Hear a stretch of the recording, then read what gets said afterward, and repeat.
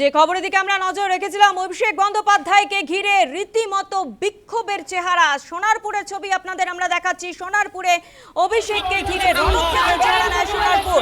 রীতিমতো অভিষেক বন্দ্যোপাধ্যায়কে ঢিল ছোড়া হয়, ডিম ছোড়া হয়, মুহুর্মুহু অভিষেকের মাথায় ডিম ছোড়া হয়, চোর স্লোগান দেওয়া হয়। তুমুল বিক্ষোভের পরিস্থিতি সোনারপুরের, ধুন্ধুমার পরিস্থিতি। যে ছবি আপনাদের দেখানো হচ্ছে, মৃত তৃণমূল কর্মীর পরিবারের সঙ্গে আজ দেখা করতে যান অভিষেক বন্দ্যোপাধ্যায়। যাওয়ার পথেই অভিষেককে ঘিরে বিক্ষোভ। স্থানীয় বাসিন্দারা তারা বিক্ষোভ দেখান। যে ছবি দেখতে পাচ্ছেন সোনারপুরের ছবি, রীতিমতো অভিষেককে ঘিরে তুমুল বিক্ষোভ তৈরি হয়। হেলমেট পরিয়ে বের করা হয় অভিষেক বন্দ্যোপাধ্যায়কে। রণক্ষেত্র চেহারা নেয় সোনারপুর এলাকা। সোনারপুরে তুমুল জনরোষের মুখে অভিষেক বন্দ্যোপাধ্যায়। অভিষেককে ঘিরে রণক্ষেত্র পরিস্থিতি। অভিষেককে লক্ষ্য করে জুতো, ডিম, ঢিল ছোড়া হয়। অভিষেককে উদ্দেশ্য করে চোর স্লোগান দেওয়া হয়। এক কর্মীর বাইকে চেপে যাচ্ছিলেন অভিষেক বন্দ্যোপাধ্যায়, যেটা আমরা জানতে পেরেছি, এবং তারপরেই বিক্ষোভের মুখে সেই বাইক থেকে তাকে নামানো হয়। তারপর হেলমেট পরিয়ে নিরাপত্তা রক্ষীরা সেখান থেকে বার করেন অভিষেককে। কালো পতাকা দেখিয়ে বিক্ষোভ দেখায় এলাকাবাসীরা। তারা যেটা অভিযোগ করছে, দিনের পর দিন অত্যাচার চালাতো তৃণমূল কংগ্রেস, এবং সেই ক্ষোভ জমেছিল এতদিন ধরে। সেই ক্ষোভই রীতিমতো আজ উগরে দিলেন স্থানীয় বাসিন্দারা।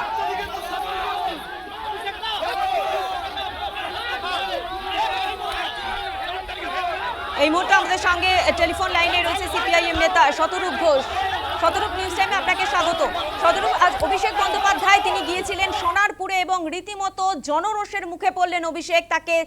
তাকে দেখে জুতো ছোড়া হয়, ডিম ছোড়া হয়, ঢিল ছোড়া হয়, তার জামা ছিঁড়ে দেওয়া হয়। কি বলবেন? 15 বছর মার দিয়েছে, এখন 15 বছর মার খাবে, কিছু করার নেই।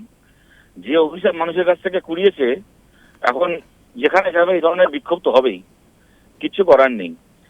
এই যখন পিসি মুখ্যমন্ত্রী ছিল, পুলিশের দয়ায় গাড়ির ওপর উঠে বলতো ডিজে বাজাবো, এই করে দেবো, সেই করে দেবো, বুঝে নেবো, ওরা হার্ট অ্যাটাক করবে, মরে যাবে, শ্মশানে চিতায় তুলবো। তখন পিসির ভরসায়, পুলিশের ভরসায় এসব হুমকি দিত। পুলিশ না থাকলে, পিসি মুখ্যমন্ত্রী না থাকলে ওর অকাত কি ভাইপোর গোটা বাংলার লোক দেখছে। এবং বড় বড় কথা বলছে, এটা গণতন্ত্র কিনা।